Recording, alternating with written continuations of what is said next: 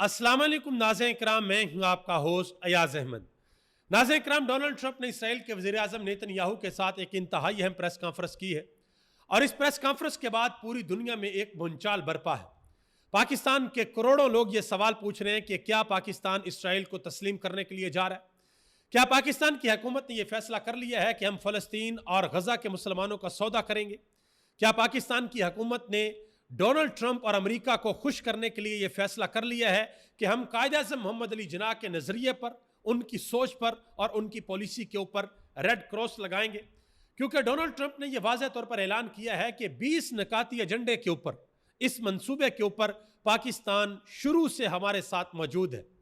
अब Donald Trump ने क्या बातें की हैं, नेतन्याहू ने क्या बातें की हैं, पाकिस्तान के वज़ीर आज़म शहबाज शरीफ ने बाकायदा तौर पर इस हवाले से ट्वीट कर दिया है और अमेरिका के अंदर जिन लोगों से शहबाज शरीफ ने मुलाकातें की हैं वो तस्वीरें भी सामने आ चुकी हैं।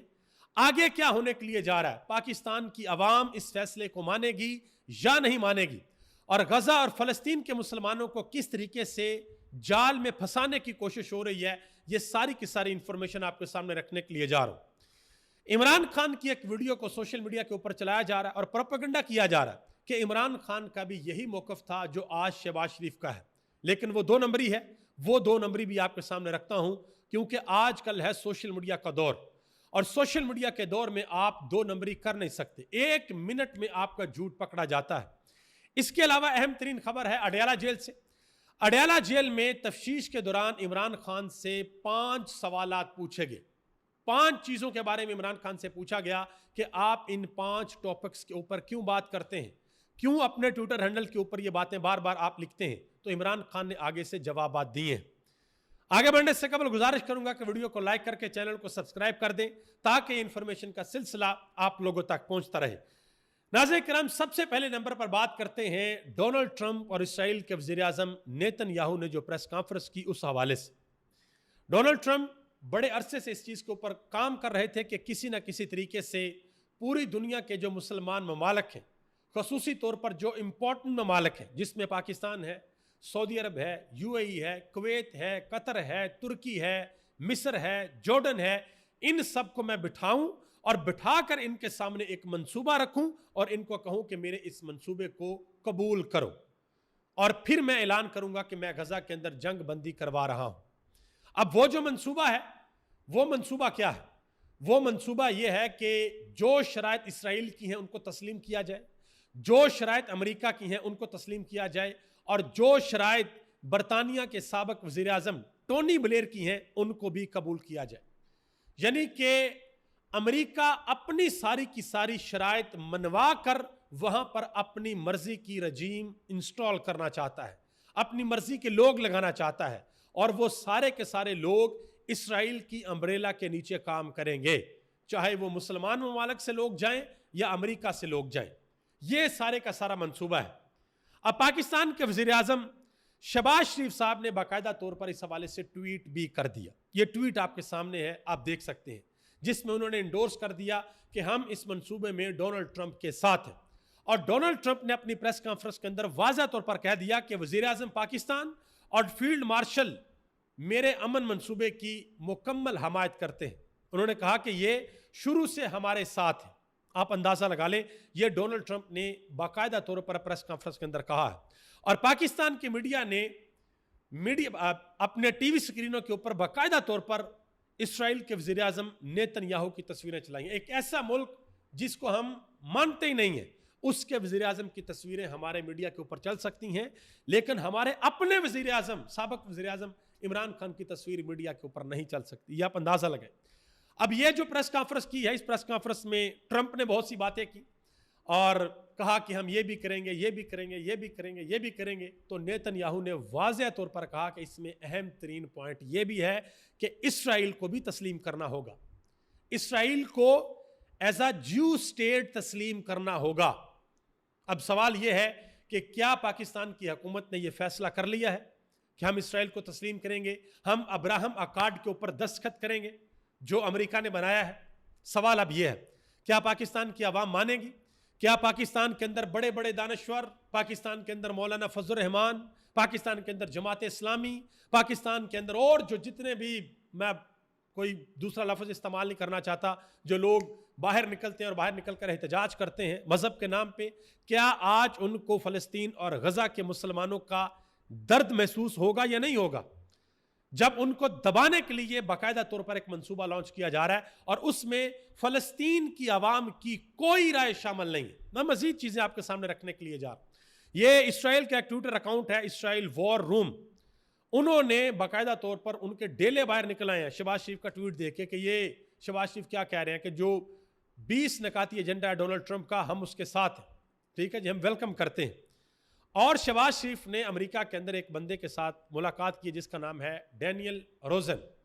یہ بندہ جو ہے یہ امریکہ کے اندر جو امریکن جیوز کانگریس ہے اس کا پریزیڈنٹ ہے، آپ اندازہ لگا لیں۔ اور پاکستان کے اندر یہودی ایجنٹ کون ہے؟ عمران خان۔ عمران خان یہودی ایجنٹ ہے اور ملاقاتیں شہباز شریف صاحب جا کر کر رہے ہیں۔ اب آگے آ جائیں ذرا، اور بڑی بڑی امپورٹنٹ چیزیں ہیں۔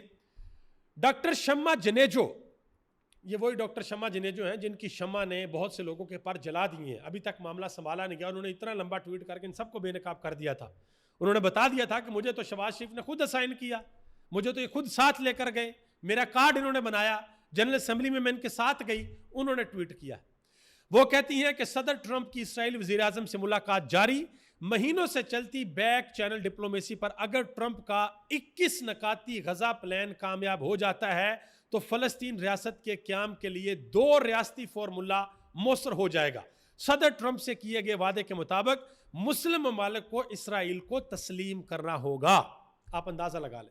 اور یہی ڈاکٹر شمع جنیجو 2020 کے اندر جب عمران خان کی حکومت تھی تب کیا کہا کرتی تھی؟ یہ ٹویٹ آپ کے سامنے ہے، سوشل میڈیا کا دور ہے بھائی، جا نہیں سکتے آپ کہیں۔ یہ کہا کرتی تھی کہ عمران خان انٹرویوز میں جو بھی کہے لیکن عمران خان ہی اسرائیل کو تسلیم کرے گا۔ بتائیں آج کیا ہو رہا ہے؟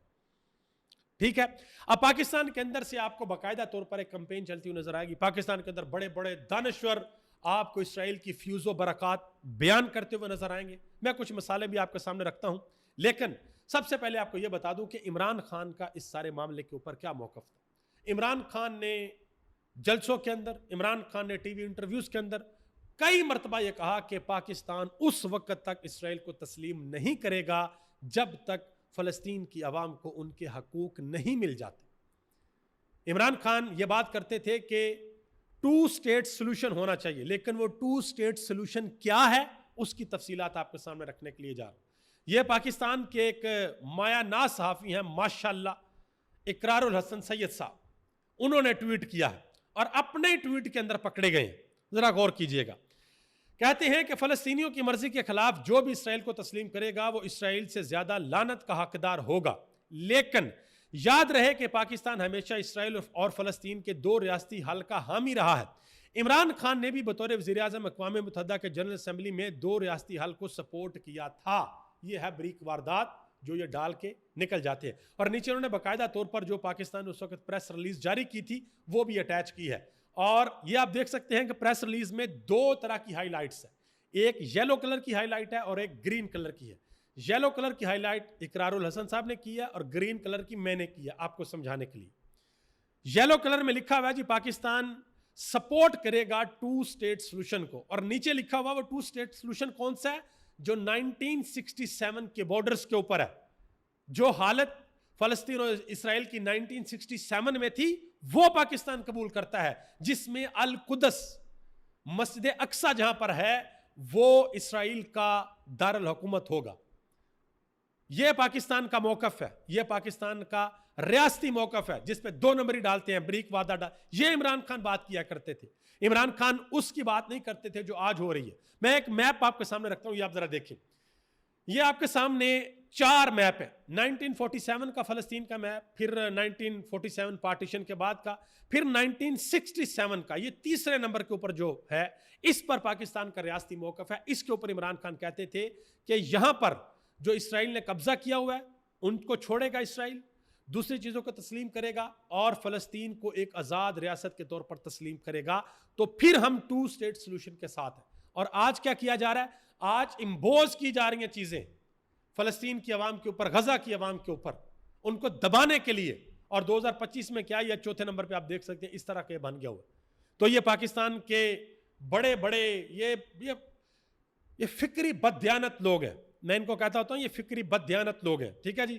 اب یہ سارے کا سارا ملبہ عمران خان کے اوپر ڈالنے لگے تھے، پکڑے گئے ہیں اور برے طریقے سے پکڑے گئے ہیں. اب یہ اس عوام کو جواب نہیں دے سکتے. اب یہ بھی حکومت سے سوال ہونا چاہیے کہ یہ جو ہم نے اپنے پاسپورٹ کے اوپر لکھا ہوا ہے کہ یہ پاسپورٹ سوائے اسرائیل کے دنیا کے تمام ممالک کے لیے کارآمد ہے، یہ لائن رہے گی یا مٹانی ہے؟ اس کا اب کیا کرنا ہے؟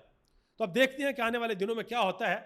پاکستان کے وزیر اعظم شہباز شریف صاحب نے ایسا کیوں کیا ہے یا پاکستان کی حکومت نے ایسا کیوں کیا؟ اس کا جواب بہت آسان ہے. کیونکہ ان کو پتہ ہے کہ ان کے پیچھے عوام نہیں ہے. یہ امریکہ کو اپنا مائی باپ مانتے ہیں.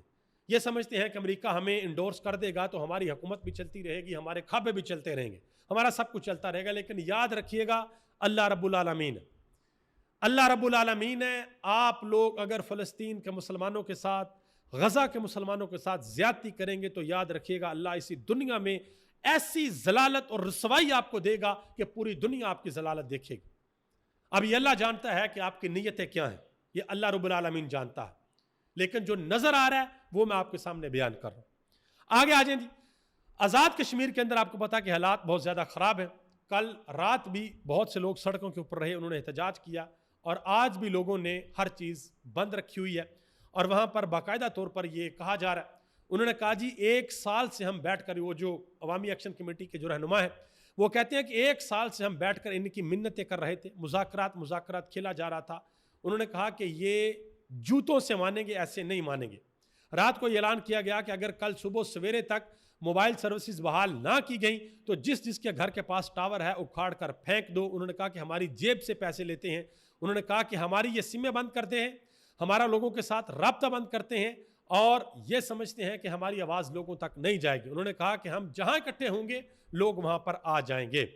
اور عوامی ایکشن کمیٹی کے جو سینئر رہنما ہیں انہوں نے کہا جی ہمیں ڈائریکٹ نشانہ بنایا گیا. 9 مئی کروانے والوں نے یہاں پر بھی اسی طریقے کا ایک منصوبہ بنایا ہے. ہم واضح کرنا چاہتے ہیں کہ ہم پرامن ہیں. انہوں نے کہا جی ہم اپنے اداروں کے خلاف نہیں ہیں، ہم اپنے اداروں کے ساتھ ہیں، اور ہم آرمی چیف سے یہ کہتے ہیں کہ اپنے لوگوں کو کنٹرول کریں. یہ انہوں نے واضح طور پر کہا ہے عوامی ایکشن کمیٹی کے ایک رہنما نے.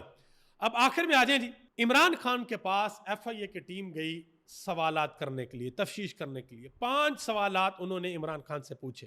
تو عمران خان کے ٹویٹر ہینڈل کے اوپر ان 5 سوالات کی جو تفصیل ہے وہ جاری کر دی گئی ہے. جو سب سے پہلا سوال ہے، عمران خان کے ٹویٹر اکاؤنٹ کے اوپر عمران خان لکھتے ہیں کہ پہلا سوال کیا گیا کہ آپ کے ٹویٹر اکاؤنٹ سے اینٹی اسٹیٹ چیزیں پوسٹ ہوتی ہیں. عمران خان نے کہا کہ میں نے جواب دیا کہ میں ملک کا سابق وزیر اعظم اور 80% پاکستانیوں کا نمائندہ ہوں.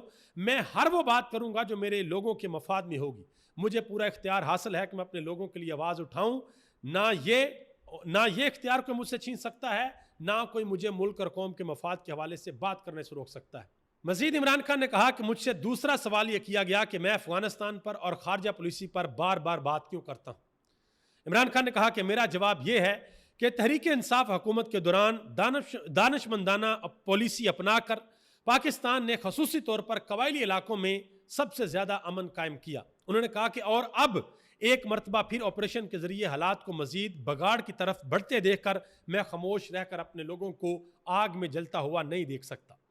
عمران خان نے کہا کہ تحریک انصاف کی حکومت کے دوران افغانستان کی مخالف اشرف غنی کی حکومت تھی. افغانستان کی NDS اس وقت انڈیا کے ساتھ بہت قریب رہ کر کام کر رہی تھی اور پاکستان کے خلاف تھی. ہم نے ان کے ساتھ مذاکرات کیے، ہم نے ان کو انگیج کیا اور پاکستان کے اندر ایک امن قائم کیا. تیسرا سوال یہ پوچھا گیا کہ آسم لا کیا ہے؟ آپ آسم لا کے بارے میں بار بار بات کیوں کرتے ہیں؟ پاکستان کے فیلڈ مارشل کا نام بار بار آپ کیوں لیتے ہیں؟ تو عمران خان نے کہا کہ میرا جواب یہ ہے کہ ملک میں جو بھی بربادی ہے وہ آسم لا کے تحت ہے، اور یہ کوئی پروپیگنڈا نہیں بلکہ زمینی حقائق ہے، زمینی حقائق پر مبنی بات ہے. سب سے پہلے مجھے رینجرز نے احاطہ عدالت سے اغوا کیا اور 9 مئی کا فالس فلیگ آپریشن کیا گیا. 9 مئی کا آپریشن باقاعدہ منصوبہ بندی کے ساتھ کیا گیا، ورنہ چند گھنٹوں میں تحریک انصاف کے 10,000 لوگ گرفتار نہ کیے جاتے. CCTV ابھی تک اصل مجرموں سے توجہ ہٹانے کے لیے غائب کی گئی ہے.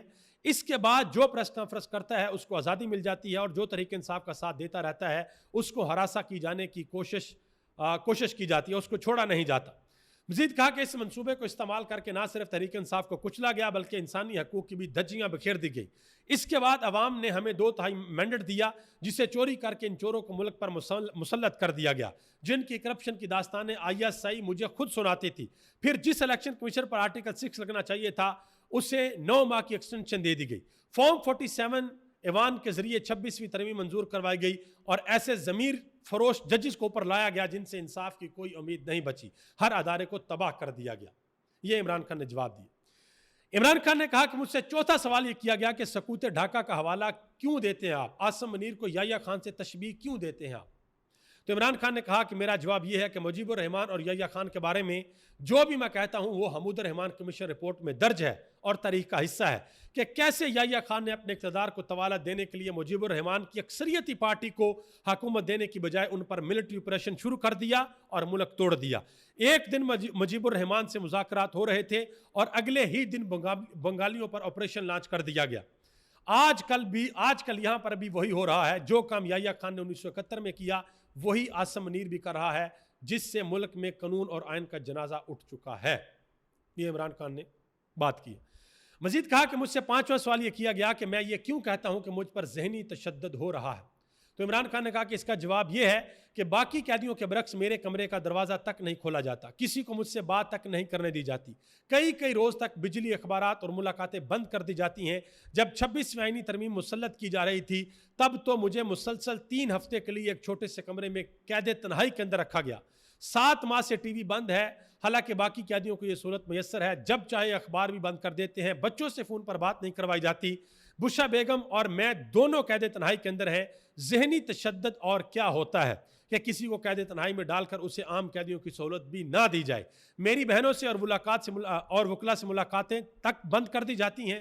آج کل اڈیالہ ٹرائل کی وجہ سے ملاقاتیں ہو رہی ہیں اور لگتا ہے ان قریب یہ بھی بند کر دی جائیں گی. یہ سب قانون اور جیل مینول کے بھی خلاف ہے.